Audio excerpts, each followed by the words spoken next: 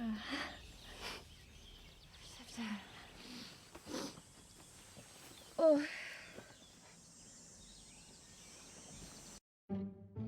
hey, pada kesempatan kali ini, saya telah merangkum film tentang kehidupan seorang pemuda beruntung yang mendapat banyak serabi lempit dari para biarawati sakne di sebuah gereja.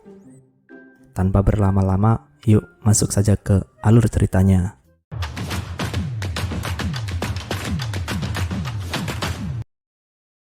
Diawali dengan diperlihatkannya seorang suster bernama Fernanda yang baru saja menangkap kembali keledai gereja yang lepas, dan ia melewatkan doa paginya.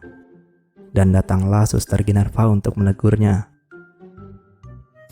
Seorang tukang kebun bernama Lurco lewat dan mengucapkan selamat pagi, tetapi mereka malah memakinya dengan kasar. Di siang harinya, semua suster pun berdoa dengan hikmat dan hening. Setelah itu, seorang suster bernama Alessandra terlihat melamun sambil menyulam kain untuk dijual ke kota. Dan tiba-tiba, ayahnya datang mengunjunginya. Suster Alessandra datang menemui ayahnya. Ia bertanya tentang saudagar Ricardo, seorang lelaki kota yang sangat ia cintai, dan berharap ia bisa menikah dengannya serta tinggal di kota bersama ayah ibunya. Dia merasakan kesepian. Ia bercerita dengan ayahnya sampai menangis. Di hari berikutnya, saat sedang merapikan perpustakaan bersama Suster Maria, Suster Ginerva tidak sengaja menemukan buku ilmu bercocok tanam. Dan seketika itu, dia menyimpannya karena gambarnya sangat lucu. Ketika para biarawati sedang jalan-jalan, Lurco kembali memberikan salam dan menatap mereka. Tetapi para suster memaki Lurco, karena mereka menganggap tatapan Lurco sangat sakne. Mereka melemparnya dengan lobak, meludahi, menendang, dan bilang kalau dia seorang Yahudi. Bapak Tommaso akan pergi ke kota untuk menjual kain. Tetapi saat akan pergi, Lurco menghampirinya untuk meminta izin karena ia ingin berhenti menjadi tukang kebun. Dia mengadukan masalahnya saat sebelumnya dimaki-maki oleh Suster Alessandra, Ginerva, dan Fernanda. Scene pun berpindah, di mana diperlihatkannya keluarga bangsawan kaya raya yang mempunyai banyak pengawal serta pembantu. Diceritakan kalau istri bangsawan yang bernama Francesca adalah wanita tua yang sangat saknean dan suka bercocok tanam dengan banyak pembantunya. Di pagi harinya, saat Masetto baru pulang mencari kayu bakar, Nyonya Francesca yang sudah sangat sakne memaksa Masetto untuk bercocok tanam. Namun saat itu Bruno dan pengawalnya ternyata berada di atas atap untuk mengawasinya. Mereka ketahuan dan Masetto langsung kabur dari kastil.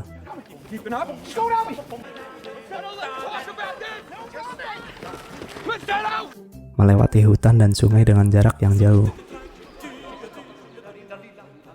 Hingga akhirnya bertemu Bapak Tommaso yang saat itu sedang mengalami musibah. Keretanya jatuh dan barang-barangnya terbawa arus sungai saat ia mabuk berat. Masetto datang untuk membantunya serta mengambilkan barang-barangnya yang jatuh ke sungai. Karena merasa berterima kasih, sang bapak mengajaknya pulang ke gereja, karena saat itu Masetto tidak mempunyai tempat tinggal dan makan.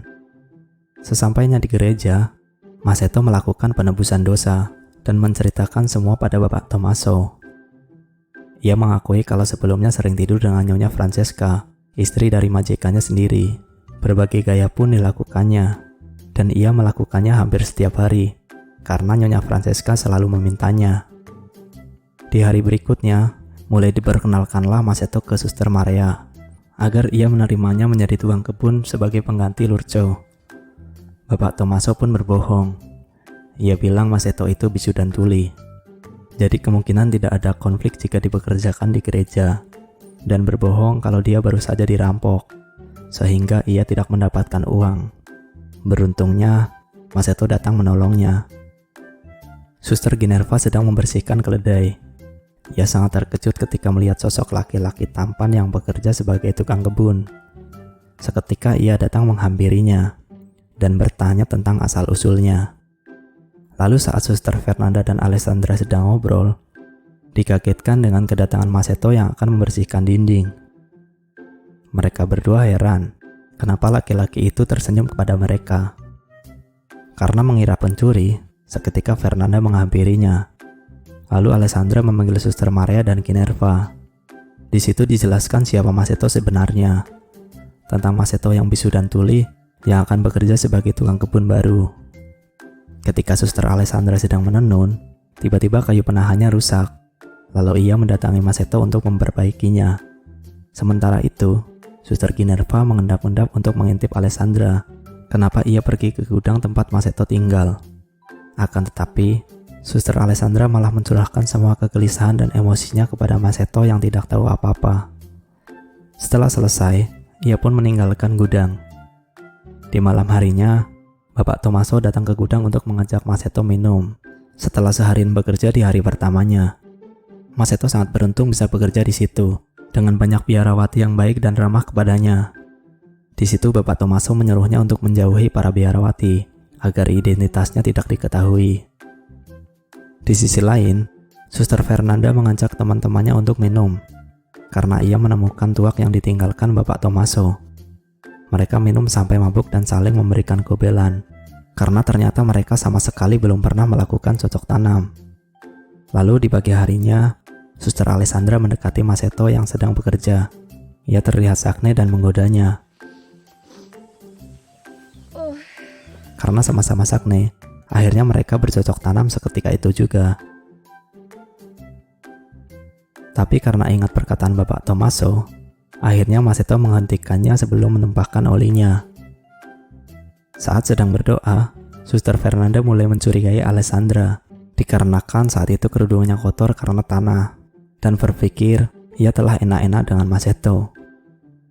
Karena Suster Fernanda juga ingin dicangkul, akhirnya meminum ramuan buah belladonna dengan Suster Marta, agar semakin sakne dengan Masetto.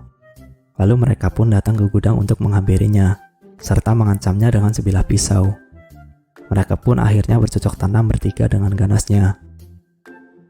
Setelah selesai, mereka keluar dan Suster Kinerva menghampirinya, serta menanyakan apa yang mereka lakukan di situ.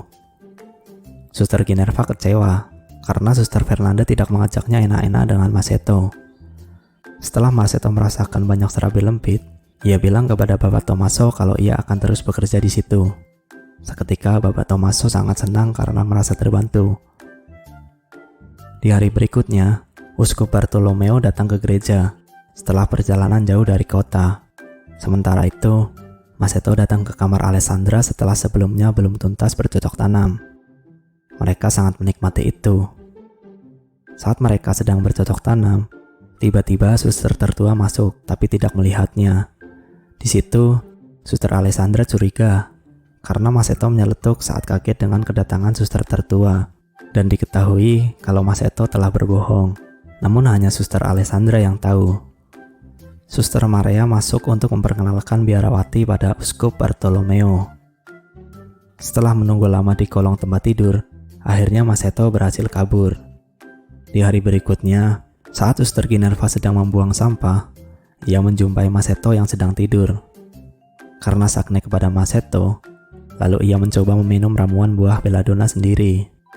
Di sisi lain, Suster Alessandra datang ke gudang, serta mengancam Masetto agar jujur kepadanya tentang identitasnya. Tiba-tiba, Suster Kinerva yang super sakne dan berhalusinasi setelah minum ramuan pun masuk ke dalam gudang dan lantas Suster Alessandra bersembunyi, dan Masetto pura-pura tidur. Lalu ia memaksa Masetto untuk mengoyak serabi lembitnya. Itu adalah kali pertamanya ia merasakan gurihnya cocok tanam dengan laki-laki. Saat itu, ia mengaku kepada Masetto kalau ia sering bergobel dengan sesama biarawati dan ia seorang Yahudi. Dan lalu tiba-tiba Suster Fernanda masuk ke gudang. What are you doing here? Masetto diikat dan diculik.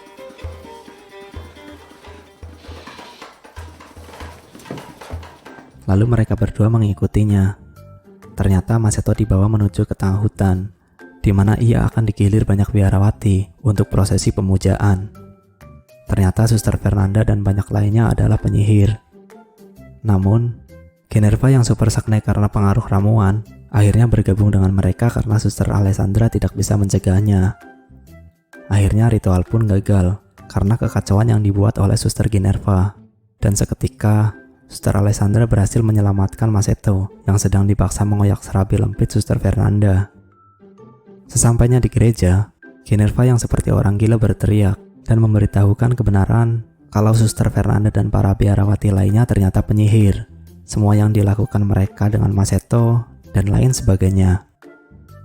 Saat uskup membangunkan Suster Maria, ia dikejutkan dengan keadaan Suster Maria yang berantakan dan ternyata sedang bercocok tanam dengan Bapak Tommaso. Di pagi harinya, semua suster mendapat hukuman dari Uskup Bartolomeo, serta Bapak Tommaso yang dilepas dari kependetaan. Lalu Masetto dikembalikan ke keluarga Nyonya Francesca untuk mendapatkan hukuman dari Bruno suaminya. Setelah semua kejadian selesai, gereja kembali damai, dengan pendeta baru dan tanpa batang laki-laki muda yang bisa digilir setiap waktu. Di sisi lain, Bruno datang ke penjara dan berterima kasih kepada Masetto yang tidak sengaja membantunya mengungkapkan sifat asli Francesca. Diceritakan, dia sudah menceraikannya karena Francesca mandul dan tidak setia. Kini, ia mempunyai istri baru yang cantik dan akan setia kepadanya. Namun Bruno tetap akan menghukumnya. Setelah beberapa saat, ketiga biarawati berhasil melepaskan Masetto saat penjaga bisa dialihkan dengan seekor kura-kura.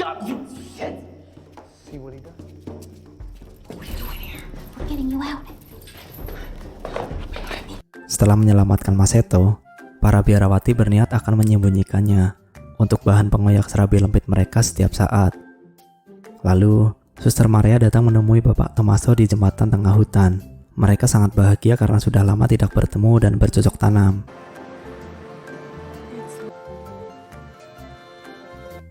Ending yang sangat koyak-mengoyak.